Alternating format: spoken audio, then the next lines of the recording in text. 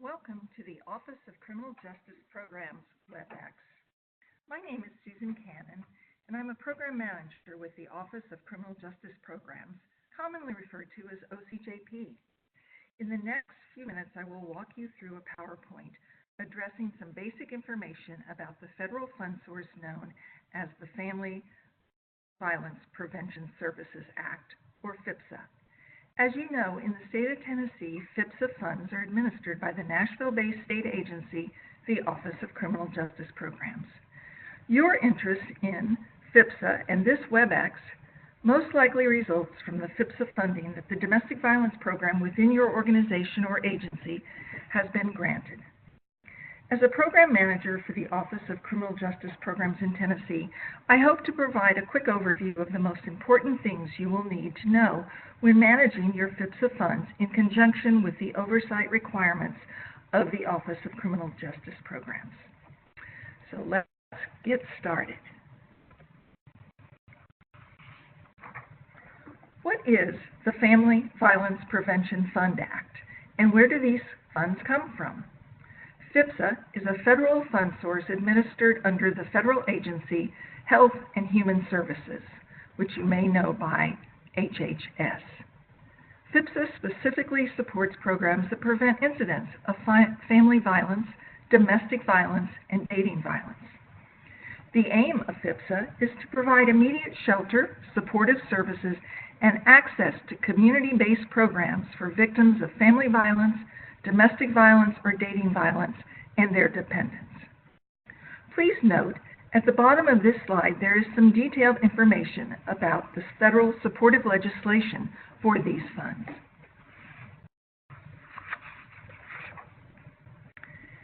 As mentioned, the Tennessee Office of Criminal Justice Programs, or OCJP, administers FVPSA funds for the support of domestic violence programs and works to ensure that subrecipients of these funds are spending these dollars in a manner that is allowable and reasonable.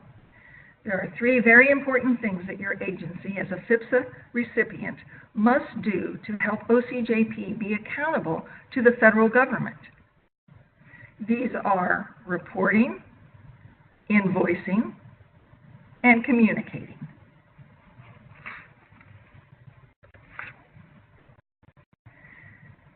The time frame for your reports under reporting will correlate with the state Tennessee fiscal year, which is July 1st to June 30th.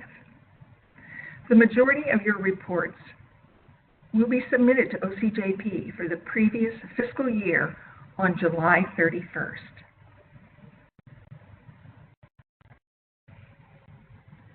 There are a number of reports that you will be responsible for.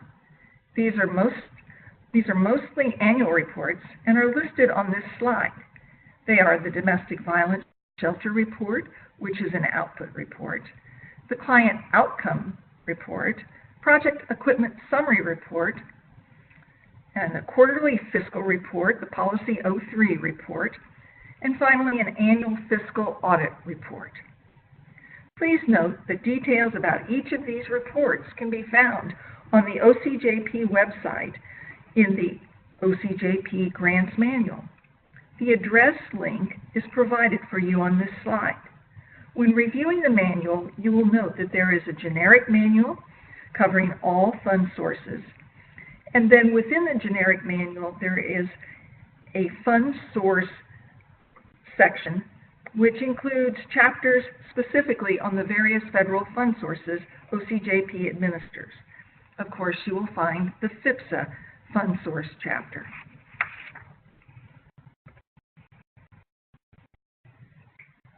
When you go to the OCJP Grants Manual, you will see that there is a link to Fund Source chapters.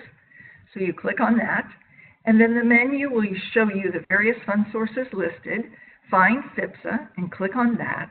When you have arrived at the FVPSA Fund Source chapter, you will see a subsection of this chapter titled Reporting Requirements. Click on this for the instructions for your reporting. You will also find in the FVPSA Fund Source chapter on reporting a one-page table which provides the list of reports and the due dates.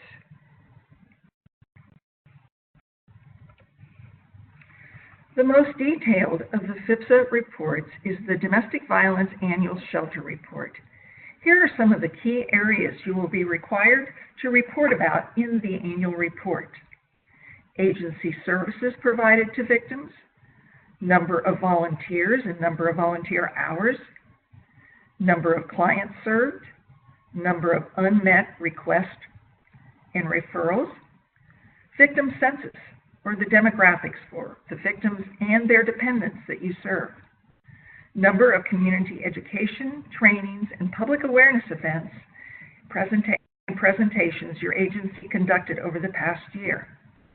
Finally, there is a narrative aspect to this report. It's typically 5 to 7 questions and to be answered in narrative fashion.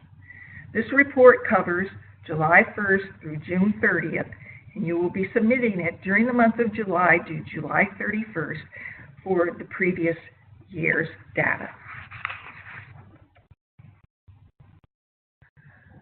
We will next we will address the requirement of submitting your reimbursement request.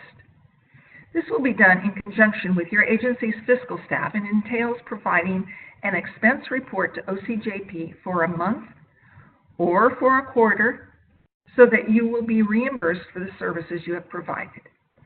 An Excel invoicing workbook will be mailed to you by the Office of Business and Finance for the state of Tennessee at the beginning of each fiscal year. The workbook has 12 tabs at the bottom of the document, one for each month of the fiscal year.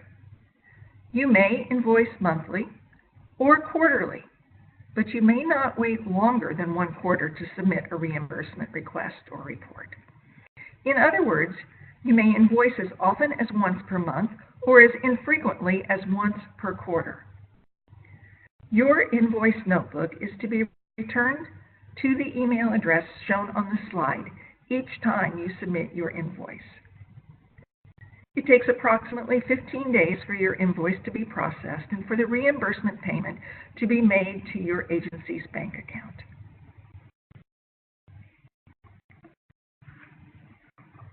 This slide shows you what your invoicing workbook pages will look like.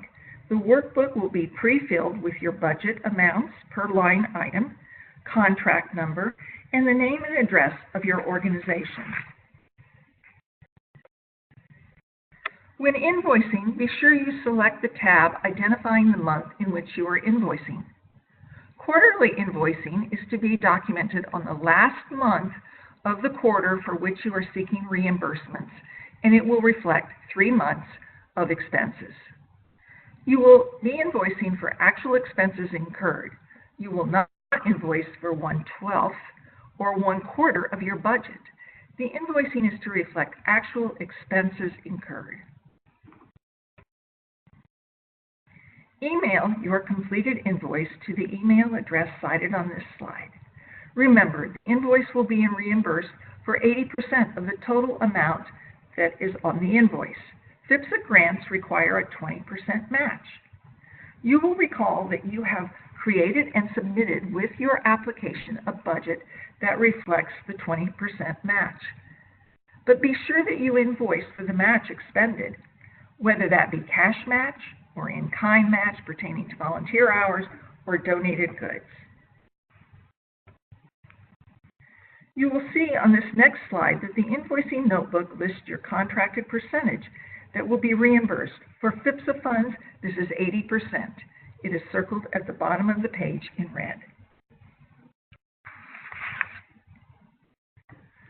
Please make sure that all of the costs for which you are asking for reimbursement are the allowable costs that were approved in your budget. If there are any questions about this, check with the Ocjp Grants Manual under the FIPSA section, as well as the generic section of the Grants Manual covering allowable and unallowable costs for subrecipients of Ocjp funds. And also, you may contact your program manager to ask about FIPSA allowable expenses for your invoice. This slide provides you with some very specific items unique to FIPSA that are not allowable. These are direct monetary funds given to a client, That means no cash, no gift cards, or checks written to the client. This funding, which typically would come under specific assistance to individuals and is for the specific needs of the individual client, may be made on their behalf, but no direct funding to them is allowed to be made. If a client moves from the shelter into an apartment or house, but later requests direct assistance with rent, utilities, or other expenses after several months, FIPSA funds may not be used for this purpose. However, providing specific assistance to individuals who are in the process of moving out of the shelter facility, including the payment of the first month of rent, utilities, or other expenses on behalf of the shelter resident and his or her dependents, is allowable. FIPSA funds may not be used for fundraising, including financial campaigns, endowment drives, solicitation of gifts and bequests, and similar expenses incurred solely to raise capital or obtain contributions. FIPSA funds may not be used to pay for food and beverages, with the exception of food and beverages used within the shelter and for shelter residents. Be sure to reference Ocjp's Administrative Manual and your Ocjp Program Manager for other unallowable costs or questions.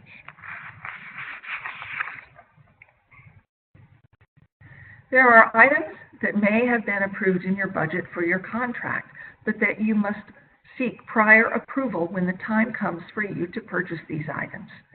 This prior approval should be requested in writing to your program manager. The items requiring prior approval include sensitive minor equipment, that is, items costing between $500 and $5,000. These are typically computer equipment needs or security equipment sorts of items. Also, any capital purchases, which are items of $5,000 or more that have been approved in your budget. Before making the purchase, you must receive prior approval in writing from your program manager. And finally, any furniture items that you buy must be prior approved by your program manager.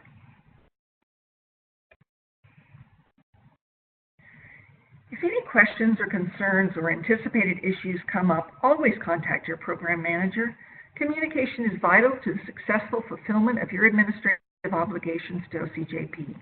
Your assigned program manager is there to help you, guide, and ensure your success. Ocjp is grateful to you and your organization for the work you are doing on behalf of victims of domestic violence, dating violence, and intimate partner violence and their dependents. Thank you for your time and attention today to learn about FIPSA and its funding requirements. Remember, never hesitate to contact your program manager with any questions or concerns. Thank you very much.